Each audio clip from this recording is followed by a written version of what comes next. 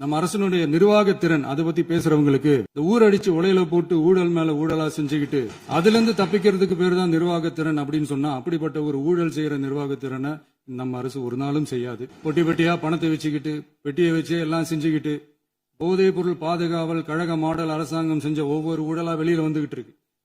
டாஸ்மாக்ல party fund கட்சி நிதி அப்படின்ற பேர்ல அடிச்ச கொள்ளையெல்லாம் ஒண்ணா இப்போ கவர்மெண்டோட கஜானாவுக்குள்ள கொண்டு சேர்த்துக்கிட்டே இருக்கிறோம். டாஸ்மாக் மாதிரியே பல டிபார்ட்மெண்ட்லயும் மறுபடியும் சொல்றேன், கட்சி நிதின்ற பேர்ல அடிச்ச கொள்ளைய ஒண்ணா கவர்மெண்டோட கஜானாக்குள்ளேயே கொண்டு சேர்த்துக்கிட்டே இருக்கிறாங்க.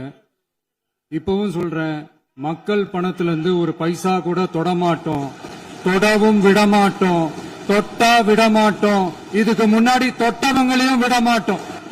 ஒவ்வொரு ஊழலா வெளியில வரும் போலே, ஒவ்வொரு வேஷமா கலைஞ்சிரும் போலே இங்க இருக்கிற நிறைய பேரு நடுங்கி போய் இதுல நம்ம மேல அவதூறு வேற. இப்ப புதுசா ஒரு வெப்பன் ஒண்ணு கொண்டு வந்திருக்காங்க. அது என்ன தெரியுமா? அவங்க தயவால தான் நம்ம ஆட்சி நடக்குதாம். மக்கள் தயவால இந்த ஆட்சி நடந்துகிட்டு இருக்கு. மனசாட்சி உள்ள சக்திகளோட ஆதரவால இந்த ஆட்சி நடந்துகிட்டு இருக்கு. நாங்க தான் அனுப்பி வச்சோம் அப்படின்றாங்களே. அனுப்பி வச்சவங்களுக்கு மினிஸ்ட்ரியில இடம் கொடுத்தா ஏன் கதறீங்க? ஏன் இவ்வளவு கோபம்? ஏன் இவ்வளவு கதறல்ஸ்? இதுல இன்னொரு முக்கியமான விஷயம், மார்க்சிஸ்ட் கம்யூனிஸ்ட் கட்சி நமக்கு ஆதரவு கொடுத்தது சுயேட்சையா எடுத்த முடிவுன்னு சொல்றாங்க. அதே மாதிரி இந்திய கம்யூனிஸ்ட் கட்சி நமக்கு ஆதரவு கொடுத்தது சுயேட்சையா எடுத்த முடிவுன்னு சொல்றாங்க. இதுல எங்க இருந்து நாங்க தான் அனுப்பி வச்சோம்னா புரியலையே. மக்களுக்கு நல்லா புரியும், எல்லாத்தையும் தெளிவா பார்த்துக்கிட்டு இருக்கிறாங்க.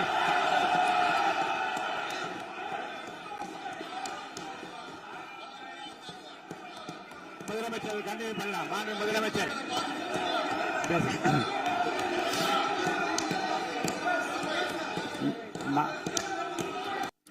இந்த சமூக நீதி அரசுன்னு சொல்றவங்களை பார்த்து கேக்குறேன், நம்ம பட்டியலின சகோதரர்களுக்கு எத்தனை அமைச்சர் பதவி கொடுத்தீங்கன்னு கொஞ்சம் சொல்ல முடியுமா? ஆனா நம்மளுடைய அரசுல 8 அமைச்சர் பதவிகள் யாருக்கு? நம்ம பட்டியலின சகோதரர்களுக்கு. எல்லாம் நம்ம அண்ணன், நம்ம தம்பி, நம்ம தங்கச்சிங்க. அம்பேத்கர் அவர்களுடைய கிட்டத்தட்ட 100 ஆண்டு கால கனவு இப்ப நிறைவேறி இருக்கு. நான் ஏன் கொஞ்சம் சவுண்டா பேசுறேன் அப்படின்னா அவங்களுக்கு கேட்கணும்ன்றதுக்காக, தப்பா எடுத்துக்காது. அதே மாதிரி பெண்களோட பாதுகாவலர் நாங்க தான் அப்படின்னு சொல்லிக்கிறவங்களை கேட்கிறேன், எத்தனை பெண்களுக்கு அமைச்சர் பதவியில இடம் கொடுத்தீங்க கொஞ்சம் சொல்ல முடியுமா? எங்க அரசுல 4 சகோதரிகளுக்கு அமைச்சர் பதவி கொடுத்திருக்கிறோம். அதனால மக்களால் நிராகரிக்கப்பட்டு மக்களால் அகற்றப்பட்டவங்களுக்கு ஒண்ணு சொல்லிக்கிறோம், தப்பே செய்ய மாட்டோம், ஊழலே செய்ய மாட்டோம், நேர்மையா தான் இருப்போம், நியாயமா தான் இருப்போம் அப்படின்னு சொல்றவங்களால மட்டும்தான் கூட்டணி ஆட்சி அமைக்க முன்வரும். ஆட்சியிலையும் பங்கு, அதிகாரத்திலையும் பங்கு கொடுக்க முன்வரும். ஊழல்லையே ஊறி போனவங்களால இந்த கூட்டணி ஆட்சியோ ஆட்சியிலையும் பங்கு அதிகாரத்திலையும் பங்கு கொடுக்க முன்வராது. மெஜாரிட்டி இருந்தாலும் தரமாட்டாங்க, மெஜாரிட்டி இல்லனாலும் தரமாட்டாங்க. கேட்டா ரெடிமேடா ஒரு பதில் ஒண்ணு வச்சிருப்பாங்க, கூட்டணி ஆட்சியை மக்கள் விரும்ப மாட்டாங்கன்னு. அதே மக்கள் தான் இப்ப அவங்கள பார்த்து சிரிக்கிறாங்க. பதவி ஏத்த அன்னைக்கு கொஞ்சம் டைம் அவகாசம் கேட்டேன். எதுக்கு கேட்டேன்? நிதி நிலைமைலாம் கொஞ்சம் மோசமா இருக்குது, அதெல்லாம் கொஞ்சம் சரி செஞ்சுக்கிட்டே படிப்படியா கொஞ்சம் கொஞ்சமா நான் கொடுத்த வாக்குறுதிகள்லாம் செயல்படுத்துவேன், அதுக்காக கொஞ்சம் டைம் அவகாசம் கேட்டேன். நான் ஏதோ வேற எதுக்காகவோ வேற யாருக்காகவோ ஏதோ அவகாசம் கேட்ட மாதிரி. அடுத்து இங்க சபையில இல்லாதவங்களை பத்தி பேச வேண்டாம்னு நினைக்கிறேன். இங்க நம்மளை பத்தி அவதூறு பரப்புறதோட மட்டும் இல்லாம இப்ப நம்ம மக்கள் மேலேயும் அவதூறு பரப்ப ஆரம்பிச்சிட்டாங்க. மக்கள் நமக்கு ஓட்டு போட்டது தப்பான், குடும்பமா நமக்கு ஆதரிச்சது தப்பான். இது இப்ப இல்ல, நான் சொல்றது எம்ஜிஆர் அவர்கள் காலத்திலிருந்தே. அப்பவே அவர் ஜெயிச்சப்போ அதே மக்களை தப்பா பேசுறது. மக்கள் என்ன பண்ணிட்டாங்க, எம்ஜிஆர் என்ன பண்ணிட்டாரு, எம்ஜிஆர் என்ன இது பண்ணிட்டாரு. 50 வருஷமா ஒரே டெக்னிக்கா, டெக்னாலஜி எல்லாம் மாறி வேற எங்கேயோ போயிட்டு இருக்கு. இதுல கொஞ்சம் டெக்னிக்காச்சும் கொஞ்சம் மாத்தினா கொஞ்சம் நல்லா இருக்கும். அதனால மக்களுக்கு யூஸ்ஃபுல்லா இருக்கிற மாதிரி இந்த ஆக்கப்பூர்வமான கருத்துக்களோ ஆக்கப்பூர்வமான யோசனைகளோ இருந்தா சொல்லுங்க, அதை நாங்க டெஃபரெண்டா எடுத்துக்கிறோம். ஆனா அதை விட்டுட்டு இந்த நக்கலு நையாண்டி சம்பந்தம் இல்லாத பேச்சு இதெல்லாம் பேசிட்டு அப்புறம் வந்து முதல்வர் பதில் சொல்லல, முதல்வருக்கு பதில் சொல்ல தெரியல அப்படின்னா அப்புறம் என்ன சோஃபா மாடல் ஆட்சியா? அது என்னன்னு புரியறதுக்கு எனக்கு ரொம்ப நாள் ஆச்சு. இந்த sofa set, table chair, teapoy, furniture பிசினஸ்லாம் வேற எங்க வெளியில போய் பண்ண சொல்லுங்க. அப்படி அந்த பிசினஸ் தான் பண்ணணும்னா நிறைய பிசினஸ் பண்ற மாதிரி வெளியில போய் பண்ண சொல்லுங்க, இங்க சட்டசபைக்குள்ள வேணாம். அதனால ஆக்கப்பூர்வமான கருத்துக்கள் இருந்தா சொல்லுங்க. டெஃபினட்டா அது சரியா இருந்தா நாங்க ஏத்துக்கிறோம். எனக்கு ஒரு குட்டி கதை ஒண்ணு ஞாபகம் வருது, சொல்லாமா? ஒரு ஊர்ல ஒரு பெரியவர் வெயில் ரொம்ப ஜாஸ்தியா இருக்குன்னு சொல்லிட்டு கண்ணுக்கு மேல கை வச்சுக்கிட்டு இப்படி சுத்தி முத்தி தேடிக்கிட்டு இருந்தான். அப்ப கூட இருந்த ஒரு சின்ன பையன், என்ன தேடுறீங்க அப்படின்னு கேட்டானா. அதுக்கு அந்த பெரியவர் சொன்னாரா, அது ஒண்ணு இல்ல தம்பி, உங்க அப்பா இங்கதான் இருப்பாருன்னு சொன்னாங்க, அதான் தேடிக்கிட்டு இருக்கேன். எங்க உங்க அப்பாவையா காணோம்?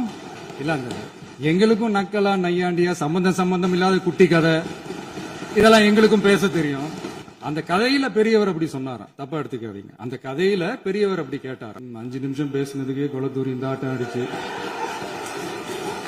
பேசுனா அப்புறம் என்ன பண்றது?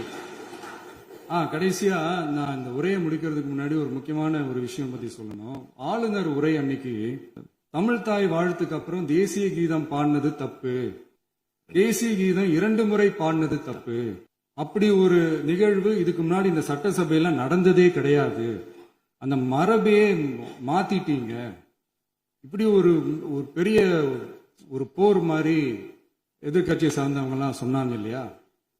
அந்த மாநில உரிமை போராளிகளை, அந்த மரபு காக்கிற உரிமை போராளிகளை ஒரே ஒரு கேள்விதான் கேட்கணும்.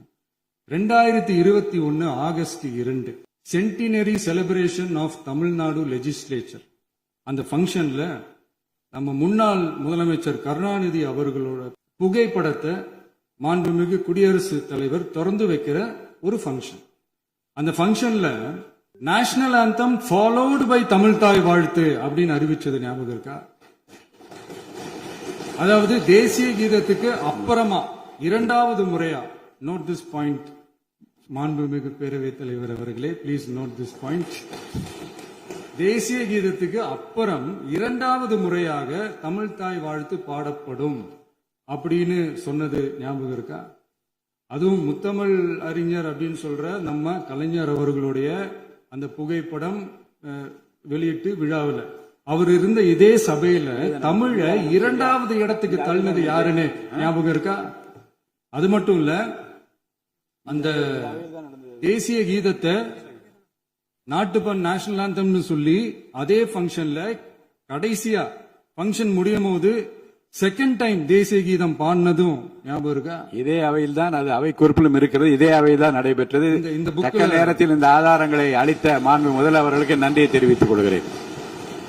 டவுட் இருந்தா இந்த புக்கை பார்த்து தெரிஞ்சுக்கலாம். இதெல்லாம் கேட்டா என்ன சொல்லுவாங்கன்னா, அது ஜனாதிபதி கலந்துகிட்ட பங்கன், அதெல்லாம் அப்படிதான், அதெல்லாம் கண்டுக்க கூடாது அப்படின்னு சொல்லுவாங்க. இதே மாதிரிதான் பேசுறது ஒண்ணு, செய்யறது ஒண்ணு, செய்யறது ஒண்ணு, பேசுறது ஒண்ணு. இதெல்லாம் மக்கள் பார்த்துக்கிட்டு இருக்காங்க. எலெக்ஷனுக்கு முன்னாடி தான் அப்படி செஞ்சுக்கிட்டு இருந்தாங்க, இப்ப எலெக்ஷனுக்கு அப்புறம் அதே தான் செய்யறாங்க. இந்த விஜயையும் சாமானியர்களின் உண்மையான சமூக நீதி அரசையும் அவமானப்படுத்துறதுக்கு தான் அவங்களோட அந்த பொலிட்டிக்கல் சீனியாரிட்டி அது பயன்படுத்துது போல. சரி, செய்யட்டும், நல்லா செய்யட்டும். இப்போ ஆனாலும் நம்மளுடைய மாநில உரிமை, மொழி உரிமை, உத்தம உத்தரர் போல வேஷம் போடுற எதிர்கட்சிக்கு ஒன்றை மட்டும் ஆணித்தரமாக சொல்றோம். உங்களை மாதிரி தமிழ்னு சொல்லிக்கிட்டு, மொழி, பண்பாடு, கலாச்சாரம்னு சொல்லிக்கிட்டு ரெட்டை வேஷம் போடுறவங்க நாங்க கிடையாது. உலகெங்கும் வாழும் என் தமிழ் சொந்தங்களுக்கு நம்முடைய உத்தரவாதம் தமிழ் தான் எங்க உயிர் நாடி அப்படின்றத மறக்க மாட்டோம்.